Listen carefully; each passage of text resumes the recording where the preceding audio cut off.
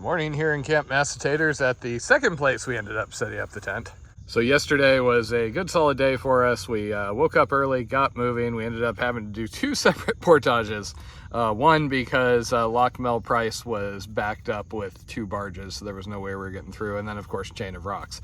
But some really awesome people came out and met us, and they just totally made our evening. It was fun to visit with them. Plus a major storm hit like right as we got to them. So we had some refuge as the lightning was going off right on top of us for like 30 minutes. And they brought us so much stuff. They brought like veggies for taters, they brought nachos for me, beer, like whole thing. We are literally sitting here eating the pizza that they brought us, among other things, and more cold brew and all the fun stuff. It's always a little bit stressful trying to meet people just because we have very little control over our schedule. On a given day, we think we're gonna make 30 miles, but we've had a day where we made as little as 16 because we were fighting a headwind the entire way. So far, we have not been able to account for, block delays, things like that. That does go away in this section, and per all the rumors, we start moving a little quicker, but we'll see. We're here having post-hot coffee, cold brew, as we look at the clouds and go, is it safe? Clouds are good. We like clouds. What about all that thunder in the background? Just without the thunder. Yeah, right. We haven't almost got struck by lightning since last night. It's fine. This is what Taters likes to call a wet, sandy morning because... Oh, never mind. So that bridge over there is where Chain of Rocks is. You can see we are way, way back here because it was the only way to get out of the wind.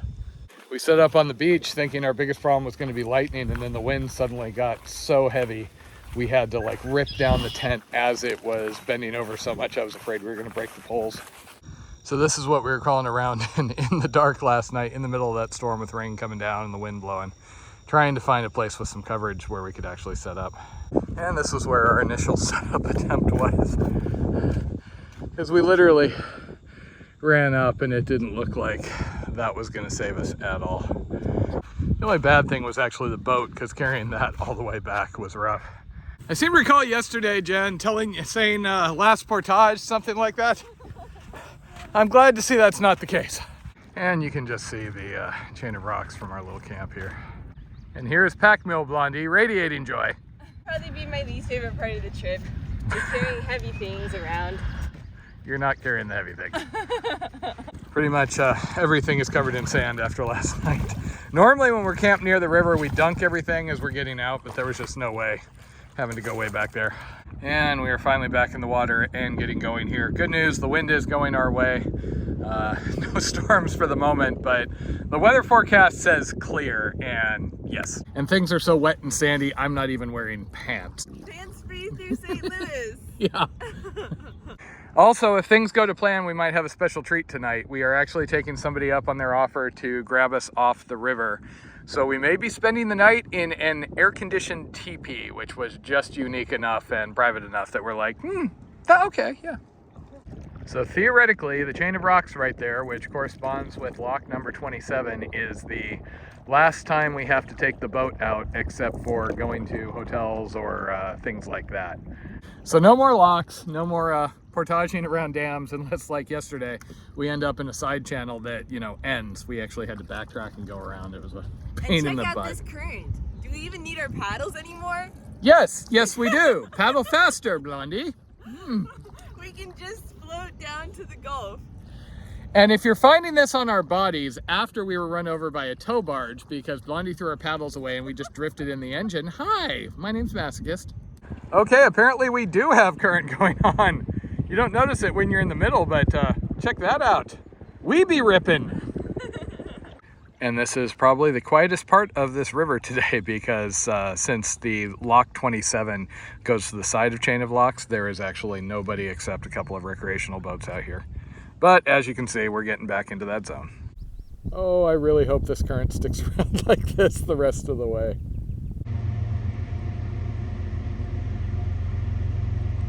So the current's so fast here that the trash and everything is getting trapped behind the barge due to the way the current eddies as it goes around the corner.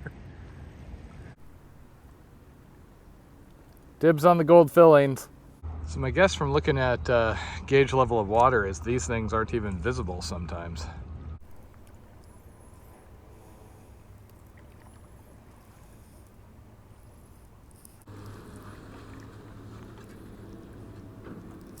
As the tour boat went by, we could actually hear them talking about us.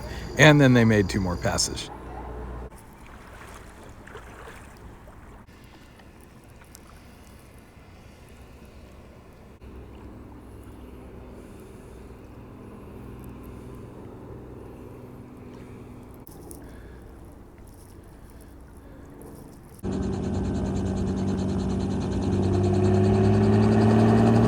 I saw there was some sort of park here, but I think we actually got the better view.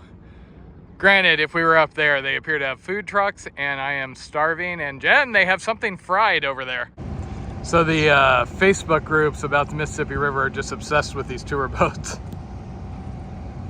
Oh yay, people are waving. And here we have a Jen-sized tow, the Mazda 2 of the towboat models.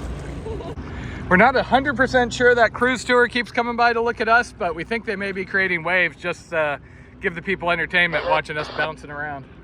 So in addition to the beer, the pizza, and everything else, those awesome folks yesterday brought us some St. Louis special food. And one of those were these deep fried ravioli, which are really yummy, and even better, they have meat. So I get to eat all of them. This explains why the canoe's not going straight anymore. This is the best way to see St. Louis. Away from all the people and the food. Which usually isn't my thing. I don't do like wheat beers, but this is actually surprisingly yummy. Nothing like paddling for 1,200 miles, I guess, to make you thirsty. And now for everybody's favorite game, a pantsless man in a canoe dodging tows. With Blondie! The unfortunate thing about dating somebody 10 years younger without like appropriate culture is when I make a quote like, "I'm not wearing any pants, film at 11. She doesn't get where that comes from. I've had 10 years to get me some culture. And do you know how far behind you are? It's okay. If you're feeling sympathy for her, she's never seen The Princess Bride. She's like 50 years old and she's never seen The Princess Bride. Oh, did we poke a sensitive spot there? Also, if I say the popcorn you've been eating has been pissed in, film at 11, she just thinks I'm... Are you drinking while trying to dodge tows in St. Louis? Anyway, if you find this on our bodies, hi, I'm masochist. I have topless girls at my funeral. She triggers all this in me, the laughs. We're really hoping that's soybean dust or something nice and non-carcinogenic. And this is going to be fun again. It is a busy day out here. See, that's the sort of thing when I point out to Taters that, yes, there's a pair of legs and a butt sticking up out of somebody's yard there. She rolls her eyes thinking that I'm just being, like, perverted or something. But look! We have no idea what's going on there. So the tows are actually really watching out for us here. We've even heard them talking over the radio, saying, "Oh yeah, you see those dumbasses in the canoe, right?" Pretty sure those are blades of wind generator. Normally see them transported by trucks. I get fascinated by the urban exploration people that look at old ruins and things. And we do that in the desert when we can. I keep seeing things I wish I had the guts to explore. Okay, Blondie, what is a caustic soda solution? It's not in Coke Zero, is it? No, it means it's something basic. And one of the other fun things about being on the river is we find toys. Kind of lame ones most of the time, but she is really happy about her fish. Of course, then I find Reginald the duck, and she's like, no, he's staying. No, he was too big and kind of ugly. Do you see the face on that fish? It's like a Chinese knockoff of Nemo. I keep describing it as like haunted Thousand Island stare, war veteran, or unsolicited finger in the... What? Stop making it weird. It's cute and it's always going to remind us of Lock 14. She says that a lot. If she had a tattoo, it'd probably be, "Matt, stop making it weird." This current is never going to get old, and I hope it never leaves. After all those dead pools above the locks. And more toys and trash. I think probably a barge moved, because remember how they rafted up all the debris and everything?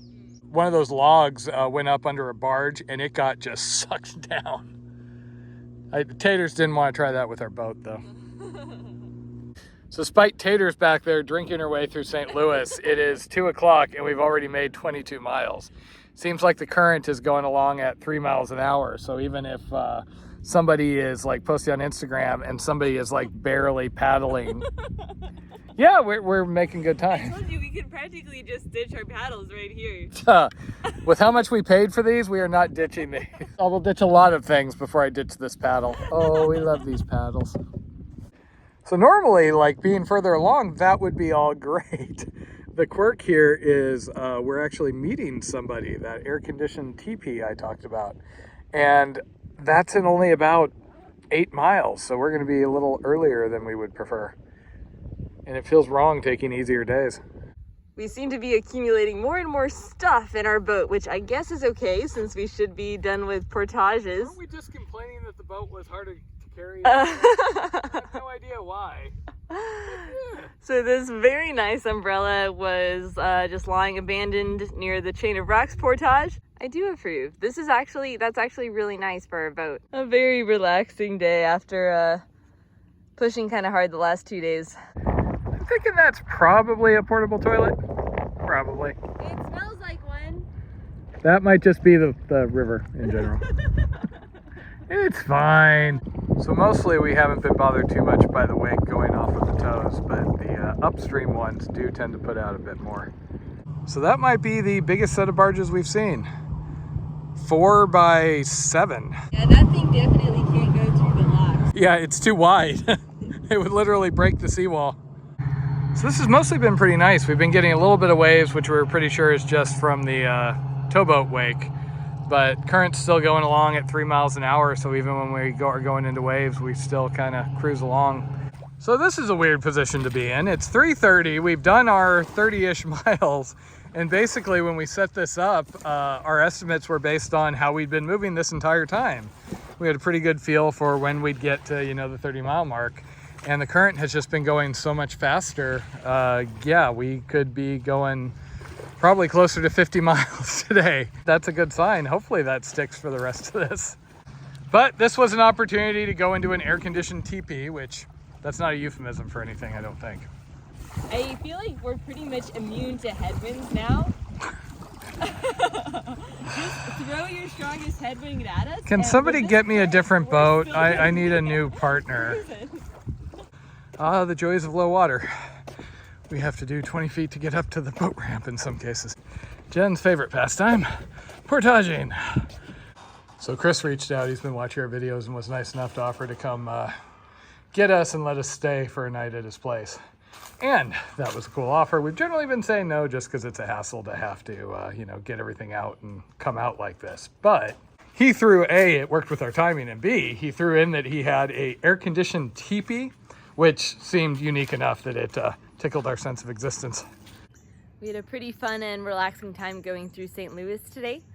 We were both surprised how little of the actual city we saw. It was pretty much just that right downtown area by the arch, maybe 20 minutes of going through the actual city, and then the rest of the time you're just seeing the various industrial and agricultural plants that are facing the river. So it's mostly pretty industrial, but seeing the arch and that little glimpse of downtown was pretty neat.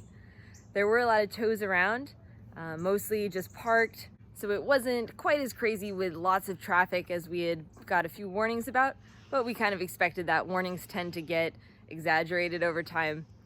Mostly we were just enjoying the sensation of moving. We were flowing along with current that was going, the current by itself was going 3 miles an hour through that, and then when we're paddling on top of it, we can get up to 6 miles an hour, and that is way faster than we've been going the last month and a half. So that was a pretty neat sensation.